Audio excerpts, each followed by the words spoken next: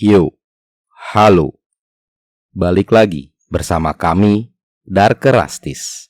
Setelah kemarin Halloween Kills membuat ketegangan di sekujur tubuh kalian, di film kali ini Michael Myers akan kembali bersama anak didiknya untuk meneror seluruh warga kota Haddonfield dan berhadapan langsung dengan Laurie juga Ellison.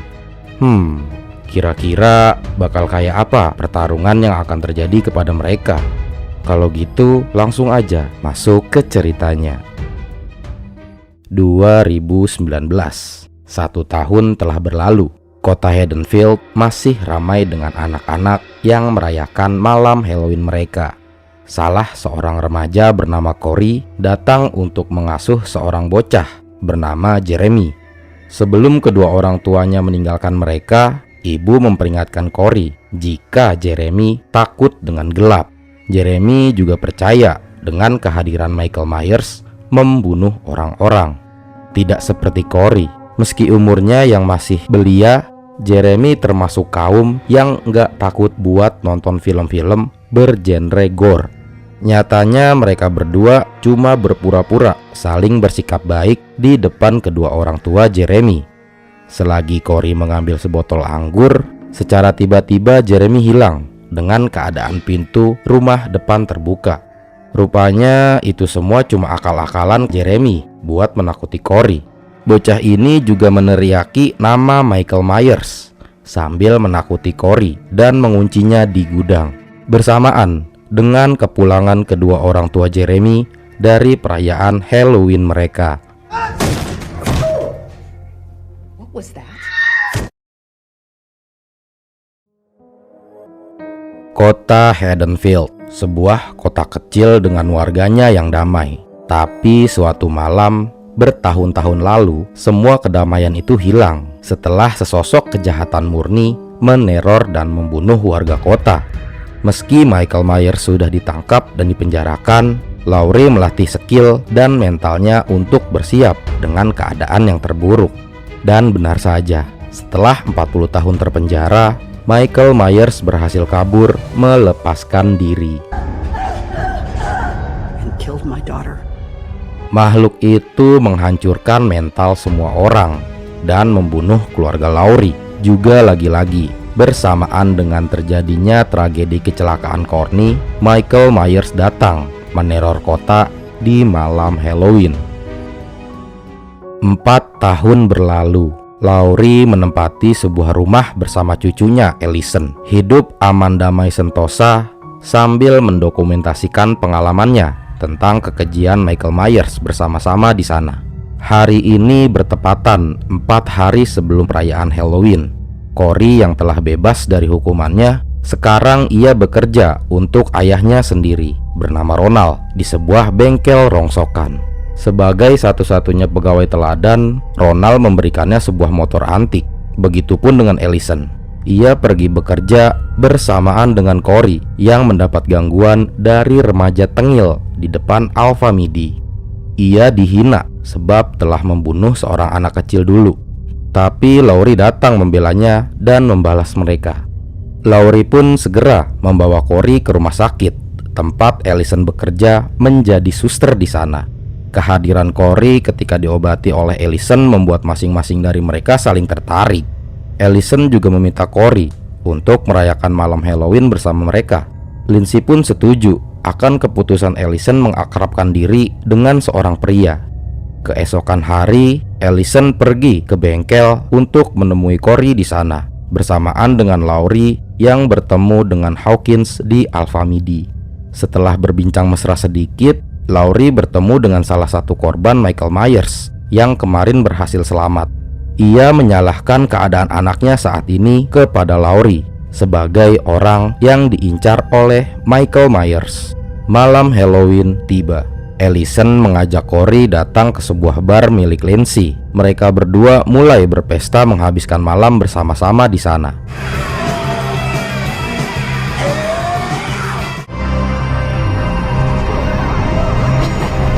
Tanpa disangka-sangka, orang tua Jeremy ikut berada di sana. Ia masih tidak terima dan terus menyalahkan kematian anaknya kepada Corey. Hal tersebut sering terjadi kepada Corey. Banyak orang yang terus menyalahkannya sebab telah membunuh seorang anak kecil. Tapi meski Allison mencoba memahami Corey, ia tidak bisa memaafkan dirinya sendiri. Selagi Corey berjalan pulang, ia kembali bertemu dengan anak-anak tengil yang sebelumnya. Salah satu dari mereka bernama Terry.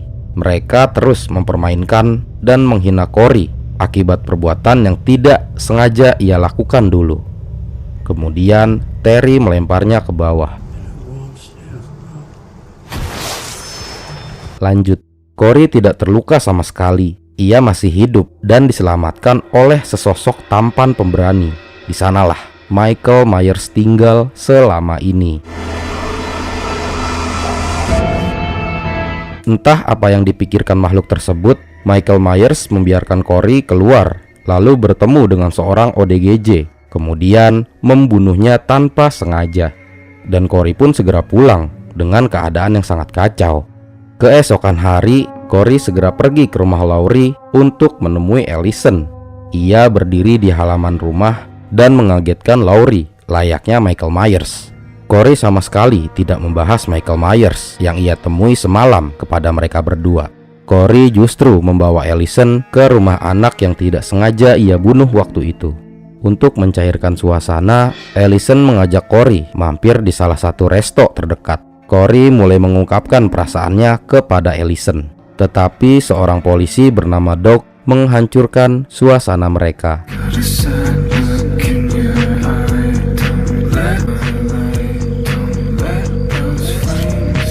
Corey sadar dengan kehadiran Doc mengikutinya dari belakang. Ia sengaja memancingnya sampai ke bawah jalan tol, tempat ia bertemu Michael Myers dan membunuh seorang ODGJ di sana. Satu-satunya alasan Doc mengikutinya karena sedari dulu ia sudah menyukai Allison. Namun Allison sama sekali tidak tertarik dengan dirinya. Corey memancing Doc sampai ke dalam gorong-gorong, menarik perhatiannya dan membiarkan Michael Myers untuk mengeksekusinya. Akan tetapi umur tidak bisa berbohong. Michael Myers yang saat ini sudah terlalu tua dan lemah untuk melakukan hal tersebut. Ia mencontohkan kepada Corey bagaimana cara membantai yang baik, bijak, dan benar. Selepas itu, tanpa dosa, Corey mengunjungi Allison untuk menghilangkan kelelahannya. Laurie melihat dan membiarkan cucunya, seperti Michael Myers yang membiarkan mereka hidup sampai saat ini. Allison menceritakan kisah cinta dia kepada seorang temannya bernama Deb, tapi ia kesal dengan respon ledekan si Deb. Begitupun Laurie, ia sadar jika Corey mulai menjadi seperti Michael Myers. Ditambah, seorang ayah dari anak yang pernah dibunuh oleh Corey bernama Roger merasa kalau selama persidangan dulu Corey adalah seorang pria polos yang tidak tahu apa-apa. Dia seperti anak baik biasa yang secara tidak sengaja melakukan sebuah kesalahan sangat fatal. Tapi setelah baru bertemu lagi, tatapan Corey berubah, membuat bulu kuduknya merinding, seolah ia telah menjadi pribadi yang haus ingin membunuh orang lain. Malam ini Deb pulang ke rumah Dr. Mantis. Di sana mereka berdua akan merayakan pesta sebab Deb dipromosikan menjadi kepala suster. Dengan menyetel musik rohani, menyiapkan sebotol Iceland, dan membuat api unggun, Dr. Mantis berharap malam ini akan menjadi malam indah untuk mereka berdua. Malam ini, malam terakhir buat Mantis, mampus. Tapi semua itu cuma hayalan belaka. Seketika suasana mencekam. Deb menyaksikan sendiri Dr. Mantis tewas di tangan Corey bersama Michael Myers di sana. Di malam selanjutnya, Corey kembali mengajak Allison jalan-jalan, menikmati angin malam, dan mengajak ia ke tempat favoritnya. Secara mendadak, Corey turun melompat dari atas kantor penyiaran radio. Di sana ia bertemu dengan seseorang yang terus menghina mereka berdua. Corey sebagai pria pembunuh bersama Allison, cucu dari nenek yang sedang diincar untuk dibunuh, itu sebuah kombinasi yang sempurna. Hal tersebut semakin membuat Allison muak dengan semua penduduk Haddonfield yang terus menghina mereka. Dan itu juga membuat Allison memutuskan untuk keluar dari kota tersebut bersama Corey. Sepulangnya berkencan, Corey kena marah sama ibunya yang mengira kalau Corey akan pergi meninggalkan keluarga kecil mereka. Dan itu justru membuat Corey semakin yakin untuk meninggalkan mereka. Ia pun memutuskan bermalam di rumah keluarga Jeremy, lalu terbangun oleh Laurie. Beliau meminta Corey agar menjauhi cucunya, karena tinggal dia satu-satunya keluarga yang tersisa. Dan Laurie tentu gak mau kehilangan Allison. Tapi menurut Corey, sedari awal jika Laurie lah yang sudah mengundang Corey untuk masuk ke dalam kehidupannya, memperkenalkannya kepada Allison, hingga mereka memiliki rasa yang sama. Ditambah Corey menyadari kalau diam-diam Laurie juga masih mengharapkan kehadiran Michael Myers kembali mengejarnya. Corey menelpon Allison untuk menemuinya di tempat biasa, kemudian meninggalkan Haddonfield. Ia juga menemui Michael Myers di markasnya, memaksa Michael Myers melepas topeng yang selalu ia kenakan. Lanjut, 31 Oktober, Corey akan melampiaskan semua kemarahannya.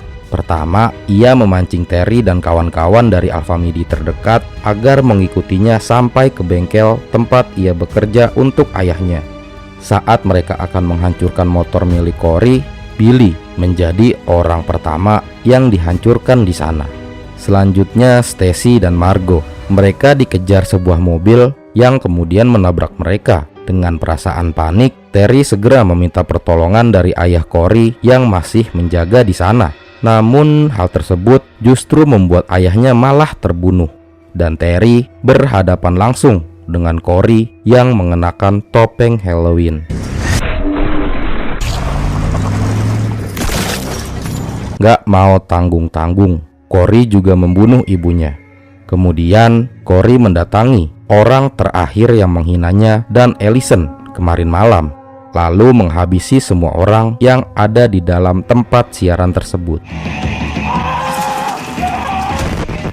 Sementara Allison, setelah mendapat panggilan dari Corey untuk menunggunya di kafe, ia juga sempat berdebat dengan Laurie karena beliau merasa kalau Corey sudah berubah menjadi jahat. Akan tetapi, rasa cinta yang kuat membuat Allison sangat mempercayai Corey.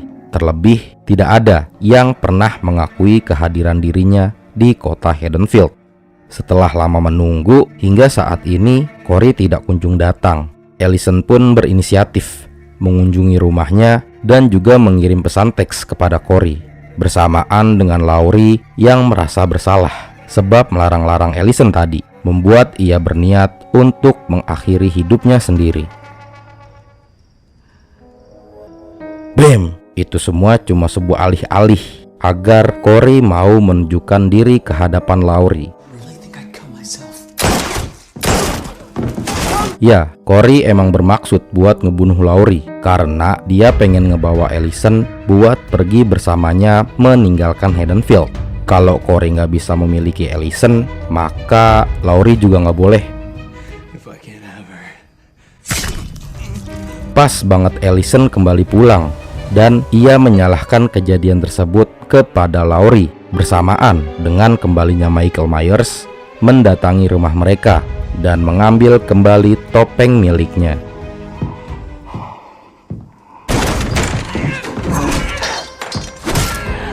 Empat tahun berlatih cuma buat menghadapi Michael Myers nggak sia-sia. Laurie bisa mengendalikan keadaan. Bahkan sampai akhir, kekuatan Michael Myers masih ada buat ngebunuh Laurie.